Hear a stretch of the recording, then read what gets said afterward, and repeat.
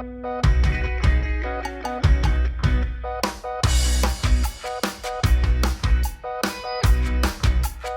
guys, it's Elise and welcome back to My Cupcake Addiction. Today I'm going to show you how to make some really simple and really fun Barbie themed cupcakes, and they even come with printable cupcake wrappers. All you need to do is cut them out, size them up to your cupcake and sticky tape them on the back.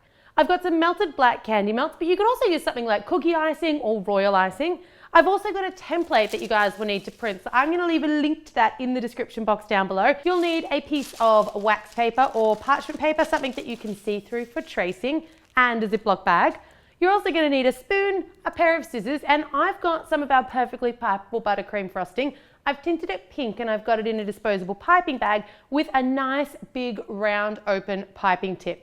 Let's get started. So the first thing you want to do is you want to pour your candy melts into a Ziploc bag, and then you want to push them all the way down to the corner and let any air out of that bag. You're going to snip a very fine little tip, and then we're going to trace around the template. So I like to start at the tip of the ponytail and make sure that your candy melts are really nice and melted here, because you don't want them to be starting to thicken up or you're going to find it kind of hard to pipe. I like to do the outline of my Barbie head before I go back and fill it in, just to make sure that it's all contained within a nice, neat outer lining. Once you've got your little outline all done, be really careful not to drag the excess Ziploc bag. So I like to scrunch it all up in my hand like that so I don't have a little tail hanging out. And then I'm just going to come and fill in my little outline. Once you've filled in your little Barbie with the candy melt, without actually squeezing, you'll notice I just use the tip of my bag to kind of just swirl that candy melt all around. Because I know we're going to flip these, I want to make sure that there is definitely no little spots on the opposite side where there's going to be any little gaps in the chocolate.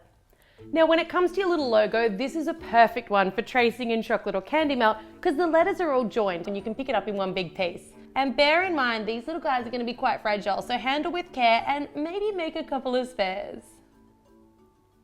Fabulous. So with all of those now piped, you want to let them completely set. Quickest way is to put them in the refrigerator, but you can just set them at room temperature.